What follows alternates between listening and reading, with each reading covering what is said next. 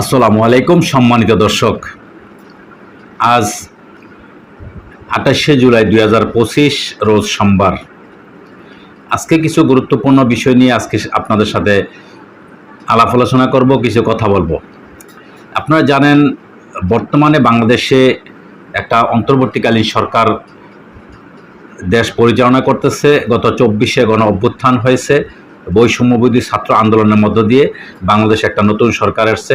তার আগে দীর্ঘ 17 বৎসর আমাদের শেখ হাসিনা সরকার, আওয়ামী লীগ সরকার, একটা স্বৈর শাসক বাংলাদেশে দীর্ঘদিন যাবৎ তিনি শাসন করেছেন এবং শোষণ করেছেন। তো তার পরবর্তী বাংলাদেশ 24শে পরবর্তীতে যে বাংলাদেশ, সেই বাংলাদেশ নিয়ে আজকে আপনাদেরকে কথা বলবো।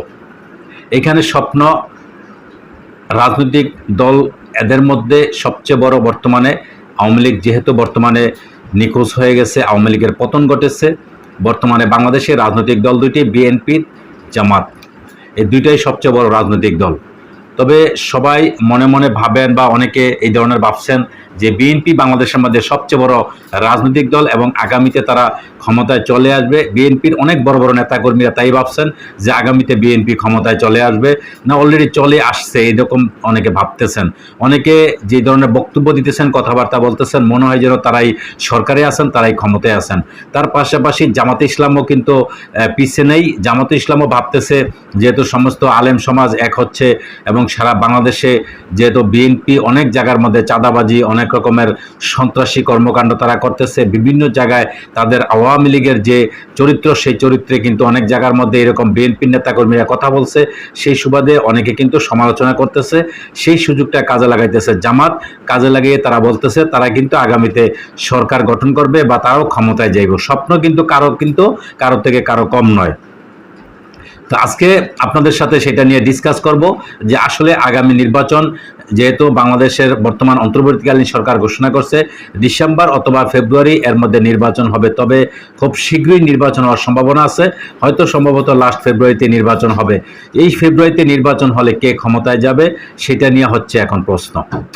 তো আপনাদের কাছে কিছু প্রশ্ন রেখে যাব, বা আমার যে মন্তব্য, আজকের যে কথাবার্তা, সেগুলো যে আজকে আপনাদেরকে বলবো, এটার পরিপ্রেক্ষিতে আপনারা কমেন্টের মাধ্যমে জানাবেন আসলে আগামী নির্বাচন কেমন হবে, কে নির্বাচনে ক্ষমতায় যাবে। এক নম্বর কথা হচ্ছে আগামী নির্বাচন খুব সুষ্ঠু সুন্দর একটা নির্বাচন। এই ডক্টর মোহাম্মদ ইউনূস ক্ষমতায় যাকেই বসাবে বা যেই আসবে, জনগণের নির্বাচনই আসবে, বা তিনি একটা সুষ্ঠু নির্বাচন দেওয়ার চিন্তা ভাবনা করতেছে বা অবশ্যই দিবে। কিন্তু একটা কথা কি, আমাদের বাংলাদেশে আমরা তো জাতে বাঙালি, তো সেই জন্য আমরা কিন্তু আসলে ভালো কিছু চাই না। যদিও মুখে মুখে আমরা বলি, কিন্তু আমাদের কয়েকটা চরিত্র আছে, আমাদের কয়েকটা ছবি আছে। আমাদের যে চেহারা, বাংলাদেশিদের চেহারার মধ্যে আমাদের রূপ একটা থাকে, কিন্তু আমাদের অন্তরে রূপ থাকে আরেকটা।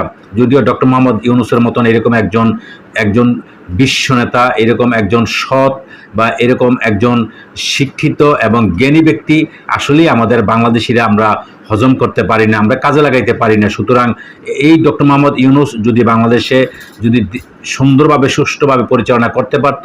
কিন্তু আপনারা জানেন গত 24শে আগস্টে যখন শেখ হাসিনা পালিয়ে যায়, 8ই আগস্টে ডক্টর মোহাম্মদ ইউনূস ক্ষমতায় আসার পর থেকে এই পর্যন্ত কয়েকশো আন্দোলন হয়েছে, অনেক দাবি দাবা, এইটা সেটা, বাংলাদেশে অনেক রকমের অনাকাঙ্ক্ষিত ঘটনা ঘটে গেছে।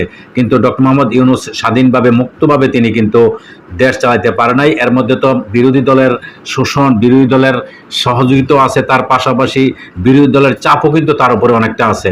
সমস্ত চাপ, সমস্ত এই এত কিছু বাধা অপেক্ষা করেও কিন্তু সামনে বাংলাদেশকে এগিয়ে নিয়েছে। এই পর্যায়ে যে বাংলাদেশ আসছে, এখনো পর্যন্ত বাংলাদেশ মোটামুটি টিকে আছে। 16 বছরে বাংলাদেশকে লুটে পুটে খেয়ে এত অত্যাচার, এত বাংলাদেশকে শোষণ করেছে। আর এমন একটা, আপনারা জানেন জুলাই আগস্টে যে একটা গণ অভ্যুত্থান হয়েছে, সেই অভ্যুত্থানের বাংলাদেশে কি অবস্থা হয়েছে, তারপর থেকে ডক্টর মোহাম্মদ ইউনূস এই পর্যন্ত দাঁড়িয়ে রাখছে বাংলাদেশকে। এটাও কিন্তু একটা থ্যাংক ইউ বা একটা ধন্যবাদ কিন্তু বাংলাদেশের কোনো জনগণ আজ পর্যন্ত ডক্টর মোহাম্মদকে দিতে পারে নাই বা দেয় নাই। এটা আমাদের জাতির জন্য দুর্ভাগ্য। তো যাই হোক, আমি এই জন্য বলছি ডক্টর মোহাম্মদ ইউনূস সুন্দর একটা নির্বাচন সামনে দিবে, এটা আমরা আশাবাদ ব্যক্ত করছি। বা অবশ্যই আমাদের আশা যে ডক্টর মোহাম্মদ ইউনূস এমন একটা নির্বাচন দিবে, যেই নির্বাচনের দ্বারায় কোনো মানুষ বা কোনো দল কোনো প্রভাবিত হবে না, বা কেউ জোরপূর্বক ক্ষমতা নিতে পারবে বা এরকম কিছু করতে পারবে না। যেহেতু ডক্টর মোহাম্মদ ইউনূস তিনি সেই ব্যবস্থাই করবেন, তিনি বাংলাদেশের এই জাতির মানুষকে তিনি ভালোভাবে চিনেন বা বুঝেন। তো যাই হোক, যদি সুষ্ঠু বাংলাদেশের নির্বাচন হয়, তাহলে ক্ষমতায় যাবে, আগামীতে ক্ষমতায় যাবে জামাত, এটা কিন্তু নিশ্চিত। সমস্ত দেশের জনগণ এখন এক হয়ে গেছে, কারণ বিএনপির জনসমর্থন অনেকটা হারিয়ে ফেলেছে। তার কারণ হচ্ছে আপনারা জানেন বিএনপির অনেক রকম, বাংলাদেশে যখন 24শে গণ অভ্যুত্থান হয়েছিল, অভ্যুত্থান পরবর্তীতে আওয়ামী লীগের যতগুলা সেক্টর ছিল, যতগুলা সেক্টরে চাঁদাবাজি, দুর্নীতি, এইটা সেটা, প্রত্যেকটা সেক্টরে কিন্তু বিএনপি দখল করে নিয়েছে। বিএনপি বর্তমানে এখনো অবস্থান করতেছে। সুতরাং এখন কিন্তু দেশের জনগণ কিন্তু সেটা চায় না যে আগামীতে আবারও এই আওয়ামী লীগের মতো ক্ষমতায় আসবে, বিএনপি আসবে, আইসে এইভাবে সংসদে পাশ হবে 1 কোটি টাকা, আর সেটা প্রতিটা জায়গায় জায়গায় জায়গায় জায়গায় খাইতে খাইতে খাইতে খাইতে এলাকার মধ্যে আইসা পৌঁছবে 50 লক্ষ টাকা। তো 1 কোটি টাকার মধ্যে 50 লক্ষ যখন এইভাবেই চলে যায়, আর অর্ধেক অর্ধেক খাইব নেতাকর্মীরা, অর্ধেক দেশের জনগণ পাবে, কিন্তু এটা দেশের জনগণ আর দেখতে চায় না। সুতরাং আগামীতে জামাত ক্ষমতায় আসবে। এই জন্য আমি বলছি, কারণ জামাতের দ্বারা এই পর্যন্ত সারা বাংলাদেশে একটা টাকাও দুর্নীতি হয় নাই, কোথাও দুর্নীতি হয় নাই, ভবিষ্যতে হবে বলে দেশের জনগণ এটা বিশ্বাসও করতে পারে না বা বিশ্বাস করেও না। কারণ এই পর্যন্ত জামাতের নীতি যতটুকু আমরা জানছি বা বুঝছি, কিন্তু আগামীতে জামাত ছাড়া বিকল্প কোনো নেই। কারণ বিএনপি আবার ক্ষমতায় আসবে। বিএনপি ক্ষমতায় আসলে ঠিক আওয়ামী লীগের মতন অবস্থাই এই বাংলাদেশের হবে। আবারও এই 24শে যেভাবে একটা গণ অভ্যুত্থান হয়েছে, ঠিক আবার এরকম একটা অভ্যুত্থান হবে। 1,500-2 হাজার মানুষের মৃত্যুবরণ করতে হবে, শহীদ করতে হবে, তারপরে আবার এই বিএনপিকে আবার পতন ঘটাইতে হবে। সুতরাং সেই আবার 2,000 লোক এরকম হত্যা হবে বা এরকম আবার গণ অভ্যুত্থান, এটা দেশের মানুষ চায় না। সুতরাং এখনো সময় আছে, এই মুহূর্তেই কিন্তু দেশের মানুষ সিদ্ধান্ত নিতে হবে। আর আরেকটা কথা হচ্ছে, পাশাপাশি আপনাদেরকে একটা কথা বলি, যে যদি দেশের মানুষ টাকা খেয়ে 500-1,000 টাকা খাইয়া যদি নির্বাচনে ভোট দিত, তাহলে শেখ হাসিনা এই দেশ থেকে পালিয়ে যেতে হয় নাই।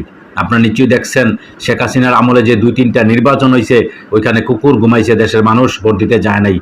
আওয়ামী লীগের হাতে কিন্তু প্রচুর পরিমাণে অর্থ ছিল, টাকা ছিল, কোটি কোটি টাকার মালিক ছিল। প্রত্যেকটা নেতাকর্মী টাকার পাহাড় গড়ছে, দেশে বিদেশে বাড়ি গাড়ি সব কিছু করছে।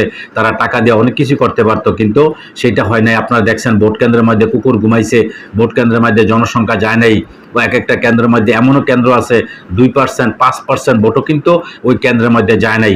সুতরাং এইটাও ভাবার কোনো কিছু নাই। হয়তো বিএনপি অনেকে মনে মনে ভাবতেছেন সামনে আপনারা টাকা দিয়া ভোট ক্রয় করবেন। আল্লাহর কসম, কখনো এই দেশের মানুষ ভোট টাকা নিবে আপনার থেকে, আপনি টাকা দিবেন, টাকা অবশ্যই নিয়ে যাবে। কিন্তু এই যে টাকাটা দিতেছেন, এটা আপনি হারাম অবৈধ টাকা দিতেছেন। কিন্তু যেই টাকাটা আপনি দিতেছেন, এটা দেশের জনগণের টাকাই। দেশের জনগণ থেকে আপনি চষে, আপনি লুটে পুটে খাইয়া আপনি ওই টাকাটা দেশের জনগণকে দিতেছেন। এটা তাদেরই অধিকার, তাদের প্রাপ্য। তারা টাকাটা নিয়ে যাবে, কিন্তু তারা আপনাকে ভোট দিবে না, তারা ভোট দিবে জামাতকে। এটাই সর্বশেষ কথা। তো যাই হোক, আমার আজকের এই ভিডিওর মধ্যে আমি আপনাদেরকে যে কথাগুলো বলছি, যদি এটা সঠিক হয় বা যদি সঠিক বর্তমানে বাংলাদেশের যে পরিস্থিতি, সেই অবস্থা নিয়ে আমি কথা বলছি, যদি সঠিক হয় অবশ্যই কমেন্টের মাধ্যমে জানাবেন। আর যদি ভুল কিছু বলে থাকি, তাও আমাকে কমেন্টের মাধ্যমে জানাবেন। পরবর্তীতে আমি আবারও আসবো কোনো এক ভিডিও নিয়ে। সে পর্যন্ত সাথেই থাকবেন। আল্লাহ হাফেজ।